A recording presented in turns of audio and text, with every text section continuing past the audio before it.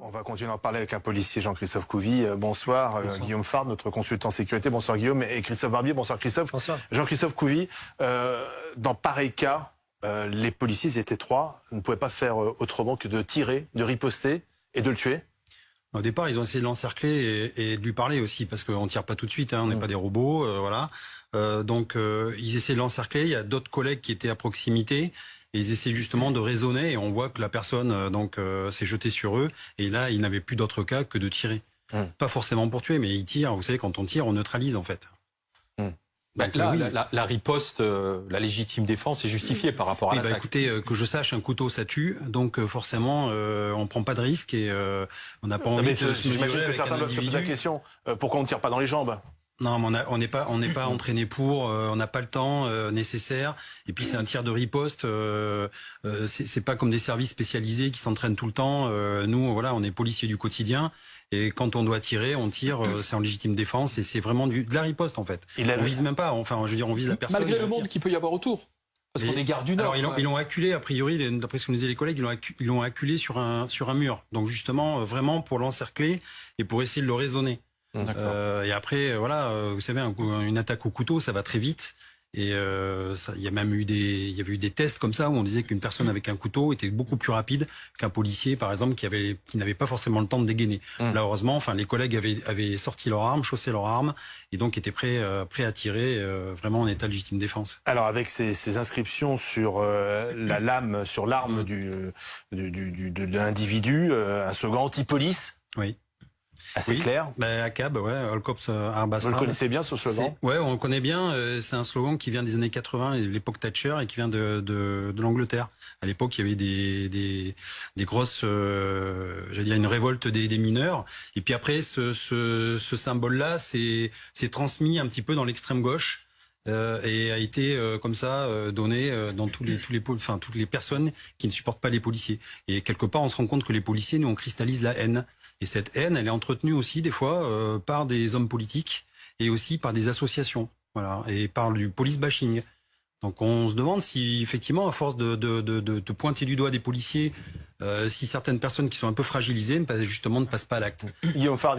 Aujourd'hui, M. Couvi, tous les policiers au quotidien savent qu'ils peuvent être potentiellement victimes d'une attaque et d'une attaque mortelle. Et pas forcément terroriste. Hors contexte terroriste, voilà. Écoutez, oui, on a basculé. Alors déjà, depuis 2015, effectivement, on avait basculé dans le terrorisme.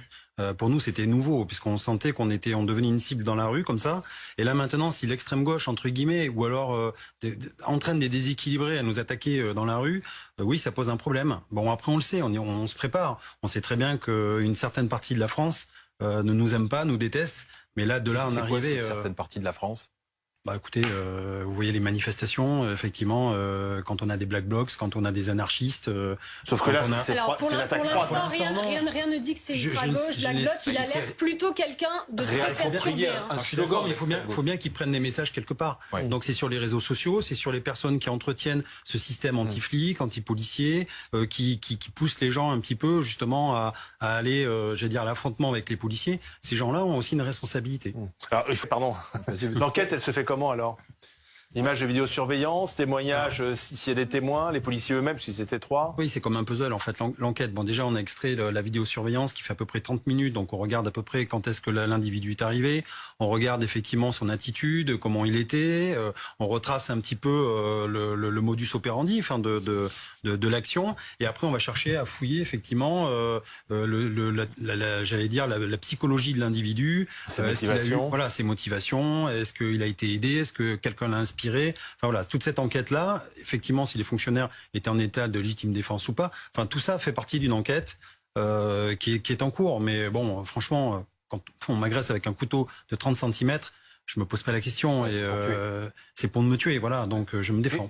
Vous disiez, Jean-Christophe Couvi, nous ne sommes pas formés pour ça. Tout à l'heure, au moment de la riposte et de la réplique. Il faut peut-être revoir justement la formation des policiers, enfin des gardiens de la paix, des policiers de terrain. Mais, alors la formation, effectivement, c'est, j'allais dire, la faiblesse actuelle de la police. On demande des temps de formation, on demande des temps où on peut sacraliser de la formation. Les CRS le font, ils ont 3 semaines par an où ils peuvent avoir des recyclages, par exemple, et le temps est sacralisé. Nous, j'allais dire, dans la police du quotidien, on n'a pas ce temps-là. Donc on est censé avoir 3 séances de tir par an. Faut-il les faire? Des fois, on n'y arrive même pas à les faire. Donc, parce c'est 3 séances de tir de combien de temps? C'est des séances de tir. En fait, on tire un nombre limité de cartouches. Voilà. On tire à peu près une trentaine de cartouches, 30 à 40 cartouches. C'est-à-dire quoi, 1 heure, c'est ça? Oui, c'est 1 heure. 1 heure, voilà. Donc c'est vraiment du tir de riposte sur une cible. Alors effectivement, on a des formateurs qui nous mettent quand même un petit peu en situation. Nous préparent en situation réelle. Mais bon, ça vaut pas un entraînement hebdomadaire ou mensuel. Enfin voilà. Et dans une carrière de policier, combien de fois Moi, alors personnellement, j'ai sorti mon arme une fois. Ouais. Je m'en suis pas servi. Une fois seulement. Une fois, oui. Mais effectivement, pour figer une situation sur un vol à main armée qui était en cours. Voilà. Donc là, on peut imaginer pour ces 3 policiers, c'était la première fois. Enfin, je pense que c'était la première fois aussi dans une carrière. Il y a très peu de policiers qui sortent leur arme et qui tirent.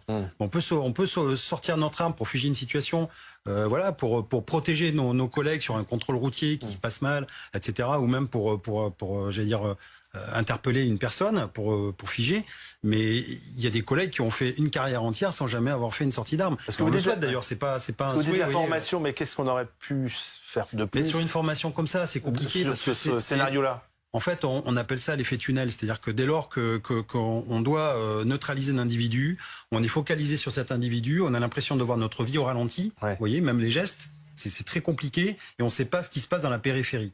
Donc il y a que les gens, j'allais dire nos collègues, style BRI, GIGN, pour les gendarmes ou le RAID, qui s'entraînent tout le temps, qui arrivent à maîtriser le temps et l'espace. Mais pour un policier, j'allais dire du quotidien, c'est très compliqué.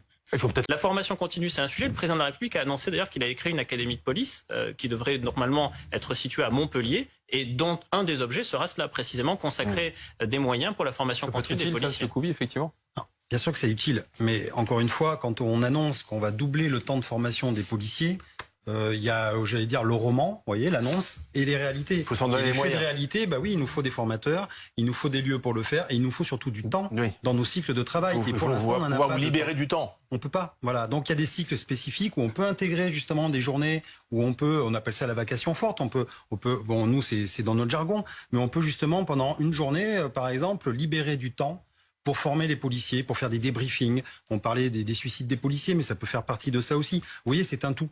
J'allais dire, on ne va pas se focaliser que sur la formation, mais aussi sur des espaces de débriefing, de gestion, de stress, etc. Enfin voilà, c'est très utile. Merci. Mais il faut le transformer.